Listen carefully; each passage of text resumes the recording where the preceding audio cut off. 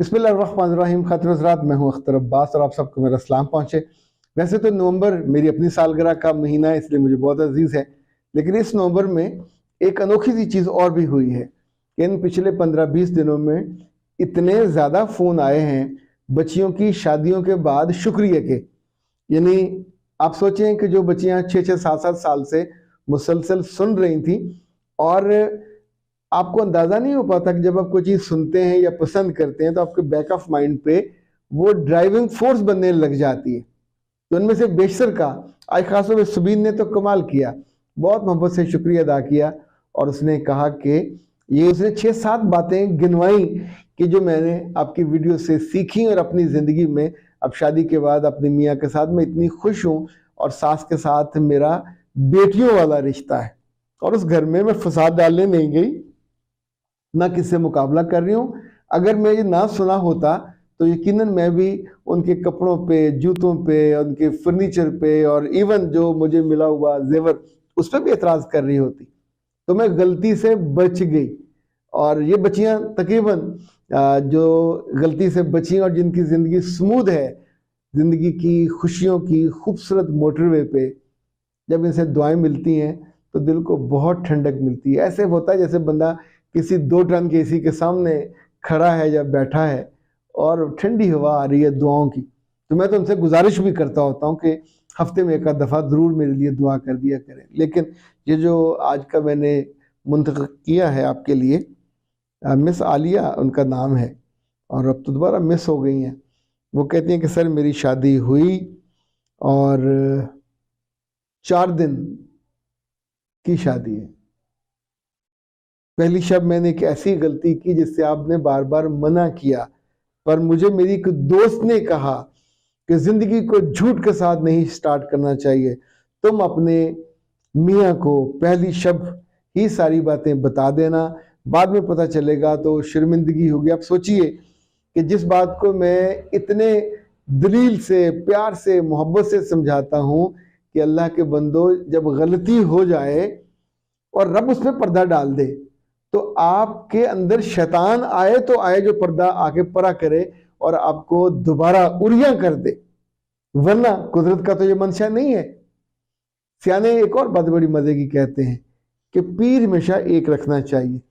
जिनके 2-2 3-3 पीर हों, मैंने उनको हमेशा डूबते देखा। एक पीर मना करेगा, दूसरा पीर इजाजत दे देगा, तो जिंदगी कैसे चलेगी। खवातीन के बारे में 2-3 तरह के फलसफे लोग बयान करते हैं। एक ये कि वो खवातीन बहुत नुकसान उठाती हैं, वैसे मर्द भी इस कैटेगरी में है, जो किसी के नहीं सुनते।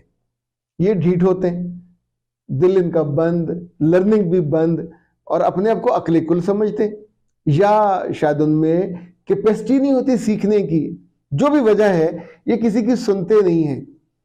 दूसरे जो हर किसी की सुनते हैं, इनकी बर्बादी भी वाजिब होती है।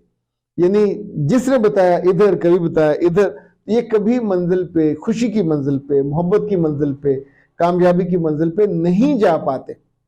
तीसरे वो हैं जो अपनी जिंदगी में एक पीर करने की बजाय, अच्छा पीर में वो दूसरे नहीं कह रहा जिनकी लंबी लंबी जुल्फें और आंखों में सुरमा और उन पर नोटों निछावर हो रहे होते हैं। जब हम किसी को उस्ताद बनाते हैं, मेंटोर बनाते हैं, कोच बनाते हैं, लाइफ कोच बनाते हैं, तो किसी की माननी पड़ती है। नहीं मानेंगे तो फिर ये वाला मामला होता है कि जिसको लाइफ कोच बनाया वो समझाता रहा कि मेरे बच्चे, इज्जत इसमें है कि ना बताना। अल्लाह कभी इसको आपको रुसवा नहीं करेगा। हमने ये देखा, अल्लाह अपनी सुन्नत से बिल्कुल उस पर कायम रहते हैं, वो लोगों को रुसवा नहीं करते।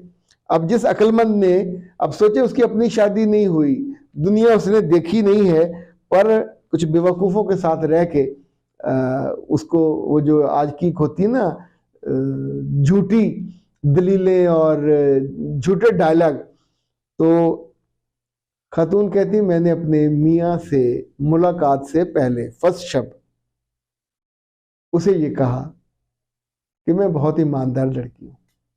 अच्छा अगर ईमानदार हो तो फिर ईमानदार होना चाहिए था, फिर बेईमानी नहीं करनी चाहिए थी। अगर ईमानदार हो तो फिर उसका इजहार भी होना चाहिए था। तो मैंने उससे कहा कि हम अपनी जिंदगी को सच्चाई की बुनियाद पे चलाएंगे, तुम अपने सच कहो, मैं अपने सच। यानी क्या पहली रात या शादी अपने सच और झूठ बताने का कोई मुकाबला होता है, कोई कंपटीशन है?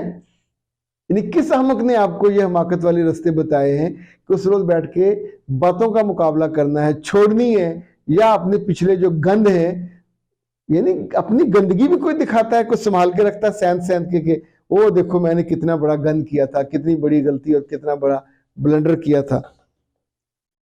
कहती है कि जब मैं अपनी बात मुकम्मल कर चुकी, उसने कुछ नहीं कहा, एक लफ्ज नहीं बोला।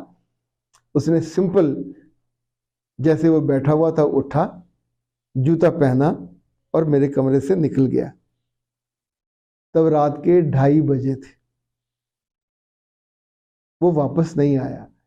पूरी रात बैठे मैं इंतजार करती रही। सुबह वलीमा था पर हमारा वलीमा नहीं हुआ। वो मुझे मेरे घर छोड़ आए। तो बस अस्तगफिरुल्लाह। अब वो कहती हैं ऐसे बेवकूफ़ शौहरों का क्या किया जाए, अब इस पे वीडियो बनाएं। बेटा ऐसे बेवकूफ़ शौहरों को क्या ख्याल है टिकठी लगा के शहर के बीच में फांसी दे दी जाए? कसूर अपना, बेवकूफ़ी अपनी, हमाकत अपनी, और सज़ा ऐसे बेवकूफ़ लोगों को दी जाए। उसने बहुत अच्छा किया। वो आपको वहीं उसी लम्हे भी घर वालों को बुला के आपको डिवोर्स कर सकता था। मर्द कम उम्र हो या ज़्यादा, दुनिया में इवन बच्चे को भी अपनी इज्जत का एहसास होता है। तो मर्द तो जीता ही अपनी इज्जत के लिए है। जब आपकी सेल्फ रिस्पेक्ट बाकी नहीं बचती तो आपका सेल्फ इमेज क्या बनेगा? ये कि मैं एक बद किरदार औरत के साथ जिंदगी गुजारूंगा, कोई मजबूरी है क्या? बद किरदारों के लिए बद किरदार होती है। अगर किसी ने बद किरदारी नहीं की हुई तो वो एक बद किरदार को, अच्छा आप कहते हैं मैंने गलती की थी, आपके लिए ये गलती है, दूसरे के लिए ये ब्लंडर है।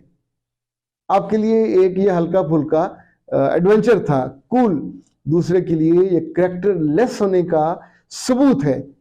अच्छा करैक्टर लेस होना क्या है? जब आप अपनी इज्जत की, असमत की हिफाजत नहीं करते, जब आप किसी भी रैंडम लड़के के साथ दोस्ती करते हो, उसके साथ जाकर सो जाते हो और फिर बाद में उसका कहानी भी सुनाते हो कि मुझसे ये गलती हुई थी, उससे भी बुरा।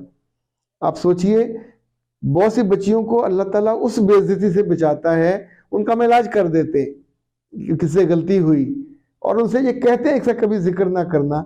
लेकिन ऐसी बेवकूफ़ का कोई बेटा क्या करे? आपके इस ब्लंडर के बाद नई शादी होने तक जो आप पे बीतेगा, जो आप पे माँ बाप पे बीतेगा, आप सोचें उस लड़के ने वो बातें सारी अपनी माँ बाप को बताई होंगी, उन्होंने आपके माँ बाप को बताई होंगी, तो उसके बाद ही डिवोर्स हुई है ना। कितनी ख्वारी! उस लड़की को लिटरली कान पकड़ने चाहिए जिसने आपको ये मशवरा दिया। ऐसा मशवरा कोई भी आपको दे जिसमें आप अपनी माजी की गलतियों, कोताहियों और गुनाहों को प्लेट में रख के दूसरे के सामने पेश करें कि ये मेरी तरफ से ताज़ा डिश है, तो शर्म से वैसे बंदे को डूब मरना चाहिए। और दूसरा, अगर आपको उस वक्त को बड़ा नुकसान पहुंचाता है और बड़ी हरकत करता है तो उसके लिए ये जायज़ है कि इतना दुख आपके लफ्ज़ों में और तर्ज अमल में और ये सिर्फ ढटाई में जो आप कर रहे हो, तो फिर वो कुछ बुरा फैसला तो करेगा। अख्तर अब्बास को दीजिए इजाज़त। अस्सलाम वालेकुम।